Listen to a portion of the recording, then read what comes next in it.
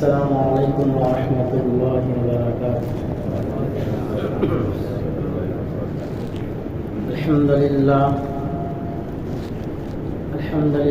وحدہ والصلاة والسلام علی من لا نبی بعدہ، اما بعد فقد قال اللہ تبارک وتعالی فی القرآن المجید والفرقان الحمید: اعوذ باللہ من الشیطان الرجیم، بسم اللہ الرحمن الرحیم۔ یوم یحمى علیہا فی نار جہنم فتکوی بها جباہہم وجنوبہم وظہورہم ھذا ما کنزتم لانفسکم فذوقوا ما کنتم تکنزون۔ آمنت باللہ صدق اللہ مولانا العظیم وصدق رسوله النبي الكريم ونحن على ذلك من الشاهدين والشاكرين والحمد لله رب العالمين۔ سبحانك لا علم لنا إلا ما علمتنا إنك أنت العليم الحكيم۔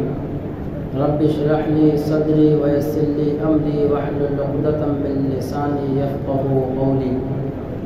اللهم صل على سيدنا مولانا محمد وعلى آل سيدنا مولانا محمد وبارک وسلم۔ بزرگان محترم، عزیز ساتھیوں،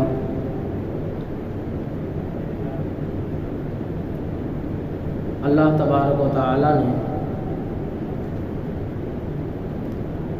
ہمیں بے شمار نعمتوں سے نوازا ہے۔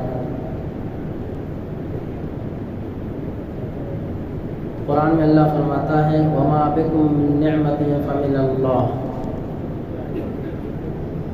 جو کچھ تمہیں حاصل ہے، جان، مال، صحت، تندرستی، عزت، وہ سب اللہ تبارک و تعالیٰ کی عطا کردہ چیزیں ہیں، اللہ رب العزت کی نعمت ہے۔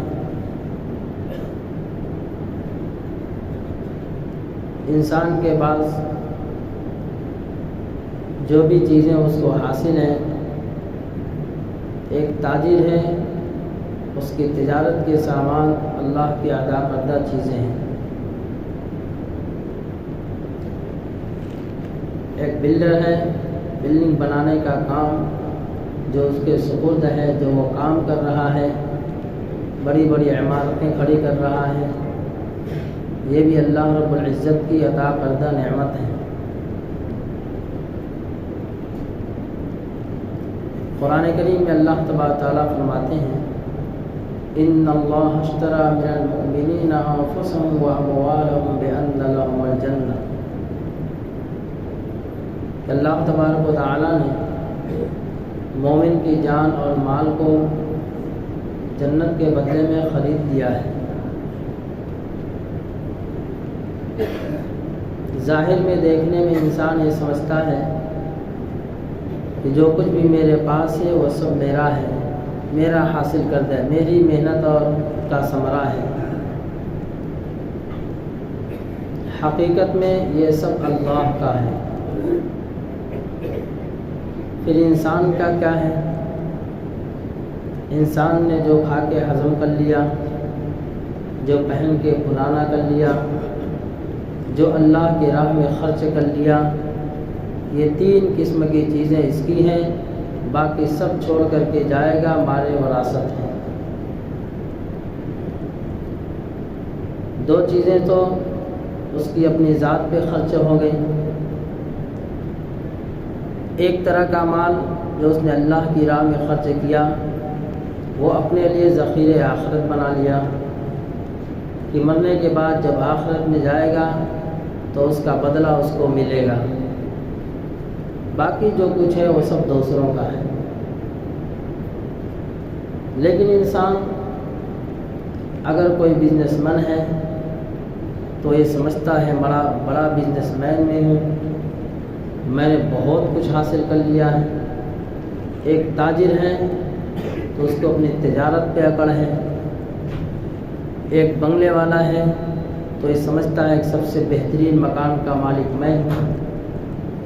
تو اس طریقے سے انسان اپنی ظاہری زندگی پہ غرور کرتا ہے، تکبر کرتا ہے، جبکہ اسے معلوم ہونا چاہیے کہ انسان چاہے کتنا ہی مغرور بن جائے، چاہے کتنا ہی متکبر بن جائے، اگر وہ سینہ تان کے چلتا ہے تو اللہ نے کہا کیا تم پہاڑ کو پھاڑ سکتے ہو؟ اگر زمین پہ اکڑ کے چلتا ہے تو اللہ نے کیا تم زمین کھود کر کے اس کے اندر جا سکتے ہو؟ تو انسان کے بارے میں اللہ نے فرمایا خلق الانسان ہلوعا، انسان تو بڑا کمزور ہے، ایک حقیر نطفے سے پیدا ہوا انسان اپنے آپ کو یہ سمجھتا ہے کہ ساری دولت میری ہے، ساری طاقت کا مالک میں ہوں، ساری پراپرٹی میری ہے، سب سے عزت دار میں ہوں، لوگ میرے سامنے سب کے سب ہینچ ہیں۔ اللہ کہتا ہے کسی کا کچھ نہیں، وَلِلَّهِ خَزَائِنُ السَّمَاوَاتِ وَالْأَرْضِ، سارے آسمان اور زمین کے خزانے کی چابیاں اللہ کے قبضے قدرت میں۔ اللہ یبسط الرزق لمن یشاء ویقدر، اللہ جس کو چاہے جتنا چاہے رزق پھیلا کر کے دے، اور اللہ چاہے تو رزق کو روک لے، تنگ کر دے، فقیر و غریب بنا دے، کوئی اسے روک نہیں سکتا، کوئی ٹوک نہیں سکتا، کوئی شکوہ نہیں کر سکتا۔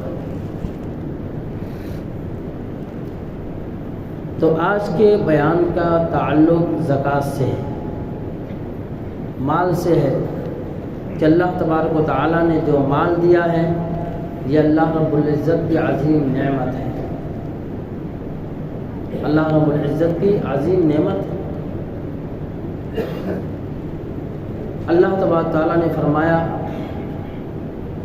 کہ مال کے اندر سائلوں کا حق ہے، سائلوں کا حق ہے، اور سائلوں کو محروم مت کرو۔ جو تمہارے پاس مال ہے وہ صرف تمہاری جمع کردہ پونجی نہیں ہے، اس کے اندر حقوق ہیں، بندوں کا حق ہے، اللہ کا حق ہے۔ زکوٰۃ کے تعلق سے کچھ باتیں ہمارے سامنے پچھلے جمعہ آئی تھی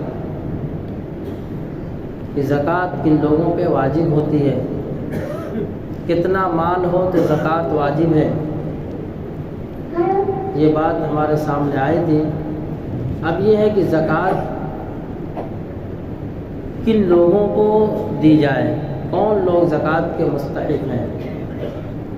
تو سب سے پہلے اللہ تبارک و تعالیٰ نے فرمایا وَآتِ ذِی الْقُرْبَى، سب سے پہلے تمہارا غریب رشتہ دار زکوٰۃ کا مستحق ہے، جو ہے اس کو زکوٰۃ دی جائے۔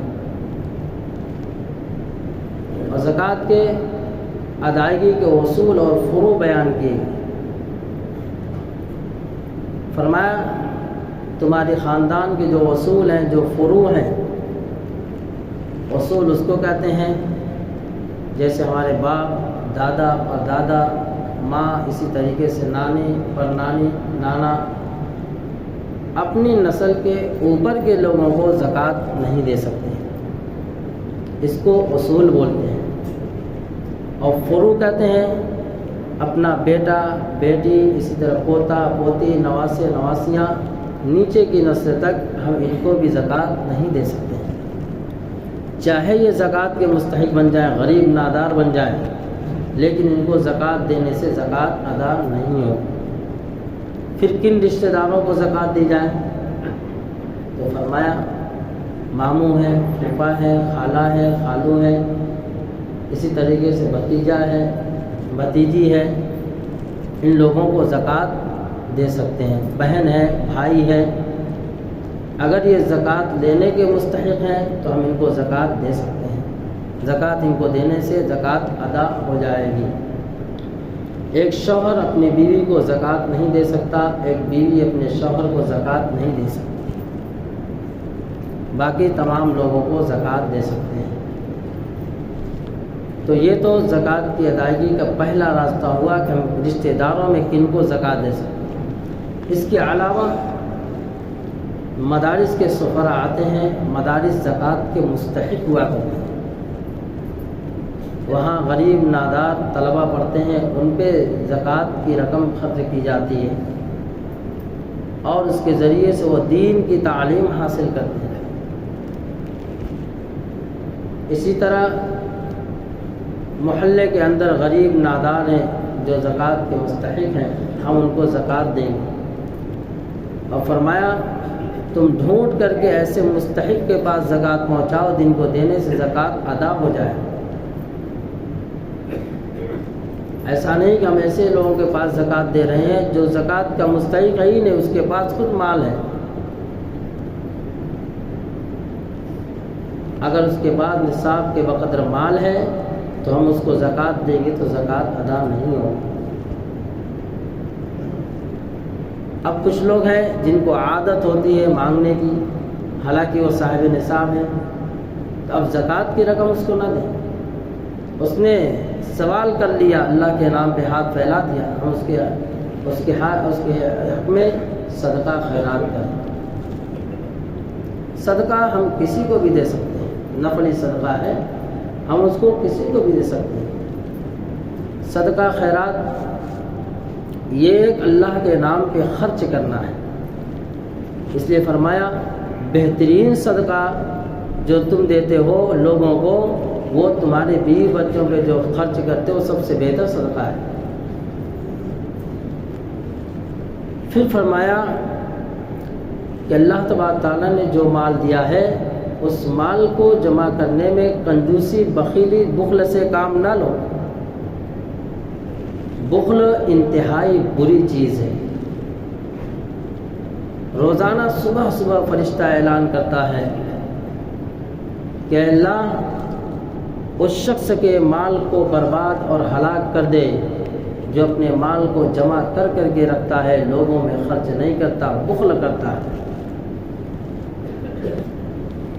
اور ایک فرشتہ اللہ کے حکم سے اعلان کرتا ہے صبح صبح روزانہ کہ اللہ اس کے مال میں برکت عطا فرما جو مال کو اللہ کی راہ میں خرچ کرتا رہتا ہے۔ تو فرشتہ مال کو خرچ کرنے والے کے مال میں برکت کی دعا کرتا ہے اور روک کر رکھنے والے کے مال کی ہلاکت اور بربادی کی دعا کرتا ہے۔ ایک بات ذہن میں بیٹھا لیں، مال خرچ کرنے سے کبھی گھٹتا نہیں ہے، مال خرچ کرنے سے کبھی گھٹتا نہیں ہے، مال خرچ کرنے سے بڑھتا ہے۔ اور اس کا بڑھنا کیسا ہے؟ مال کا بڑھنا ایسا ہے کہ اگر کوئی کام ہمارا 100 روپے میں ہونے والا تھا وہ 50 روپے میں ہو جائے گا۔ ضرورت ہماری 10,000 میں پوری ہونے والی تھی، وہ ضرورت ہماری 5,000 میں پوری ہو جائے گی۔ اور اس کے علاوہ آخرت میں اللہ تبارک تعالیٰ بے حساب اس کو اجر عطا فرمائیں گے۔ قارون موسیٰ علیہ السلام کے زمانے میں اتنا مالدار آدمی کہ قرآن نے اس کے مالداری کو بیان فرمایا اور یہ کہا کہ اس کے پاس اتنا مال تھا کہ مفسرین اکرام نے لکھا ہے کہ 40 اونٹوں پہ اس کے خزانے کی چابیاں لا دی جاتی ہیں۔ بڑا مالدار تھا، لیکن موسیٰ علیہ السلام سے حسد ہو گیا اس کو کہ مالدار میں ہوں، عزت مجھے ملنی چاہیے، نبوت مجھے ملنی چاہیے، اور یہ موسیٰ کو نبوت ملی، نبوت کا دعویٰ کرتا ہے۔ موسیٰ علیہ السلام نے ایک مرتبہ اس سے کہا، اللہ کا حکم ہوا کہ موسیٰ جاؤ قارون کے پاس، اس سے کہو کہ اپنے مال کی زکوٰۃ نکالے۔ موسیٰ علیہ السلام گئے اور آ کر کے کہا کہ اللہ کا حکم ہے کہ تم اپنے مال کی زکوٰۃ ادا کرو۔ اس نے کہا مال کی زکوٰۃ، یہ خواہ مخواہ کا ٹیکس میرے اوپر کیوں لاگو کرتے ہو؟ یہ سارا کا سارا مال میں نے اپنے بل بوتے پہ کمایا ہے، اپنی طاقت سے حاصل کیا ہے۔ چنانچہ ایک مرتبہ ایسا ہوا کہ موسیٰ علیہ السلام کی مجلس لگی ہوئی ہے اور قارون بھی وہاں پہنچ گیا اور ایک عورت کو لے کر کے پہنچا اور اس کو جو ہے بہلا پھسلا کر کے کہ نعوذ باللہ موسیٰ علیہ السلام پہ تہمت لگانا۔ چنانچہ عورت آئی اور مجلس میں بیٹھی۔ موسیٰ علیہ السلام سے قارون نے کہا کہ موسیٰ میں ایک سوال پوچھتا ہوں، اس کا جواب دو۔ موسیٰ علیہ السلام نے کہا پوچھو کیا ہے؟ کہا کہ اگر کوئی شخص زنا کرے تو اس کی کیا سزا ہے؟ موسیٰ علیہ السلام نے کہا کہ اگر شادی شدہ ہے تو اس کو سنگسار کیا جائے گا۔ اسلام میں اس کی سزا زانی کی سزائے بتلائی ہے۔ اگر شادی شدہ ہے تو زمین میں کمر تک کھود کر اس کو دفن کر کے دور سے پتھر مار مار کے اس کو ہلاک کر دیا جائے گا۔ پھر اس نے کہا کہ موسیٰ اگر تم اس کام کو کرو نعوذ باللہ، تو کہا کہ اگر مجھ سے بھی یہ کام ہو جائے تو میری بھی سزا دے گی۔ کہا کہ یہ عورت دیکھو بیٹھی ہے، یہ کہتی ہے کہ تم نے مجھ سے زنا کیا ہے، پیسے دے کر اس کو تیار کیا تھا۔ موسیٰ علیہ السلام نے سر جھکایا اور اس سے پوچھا کہ اللہ کا واسطہ دے کر کے پوچھتا ہوں، یہ بتا کیا میں نے تیرے ساتھ زنا کیا ہے؟ اس عورت نے کہا کہ اے موسیٰ مجھے قارون نے پیسہ دے کر کے اس بات پہ ورغلایا کہ میں تیرے اوپر تہمت لگاؤں، چنانچہ آپ اس تہمت سے پاک ہیں، آپ نے میرے ساتھ کچھ نہیں کیا ہے۔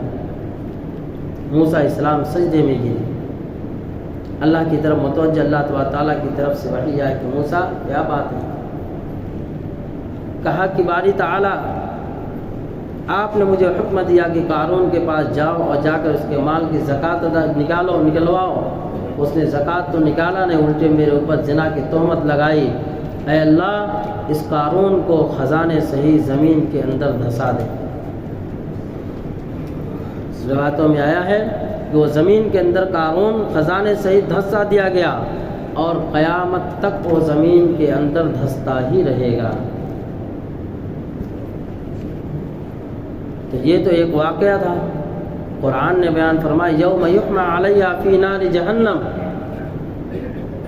جو لوگ اپنے مالوں کو جمع کر کر کے رکھتے ہیں، کیا وہ یہ سمجھتے ہیں کہ وہ مال ان کے پاس ہمیشہ باقی رہے گا؟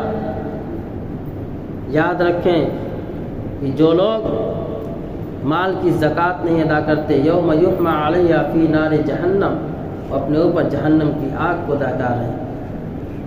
فتقوا بها جباہہم، اس جہنم کی آگ سے ان کی پیشانی کو داغا جائے گا، وجنوبہم، اور ان کے پہلوؤں کو داغا جائے گا، وظہورہم، اور ان کی پشتوں کو داغا جائے گا۔ کیوں؟ اس لیے کہ وہ یہ سمجھتے اپنے نفس کے لیے، خواہشات نفس کی وجہ سے اپنے مالوں کو جمع کر کر کے رکھتے تھے۔ تو اس لیے فرمایا تمہارے مال کے اندر سائلوں کا حق ہے، غریبوں کا حق ہے، محتاجوں کا حق ہے، بیواؤں کا حق ہے۔ اپنے مال سے ہر ایک کی مدد کرو اور یہ نہ سمجھو کہ مال ختم ہو جائے گا۔ واللہ یضاعف لمن یشاء، اللہ تعالیٰ اتنا بڑھا کر کے دے گا اپنی شان کے مطابق۔ ہم اپنے حالات کے مطابق مال کو خرچ کرتے ہیں، اللہ اپنی شان کے مطابق مال دے گا۔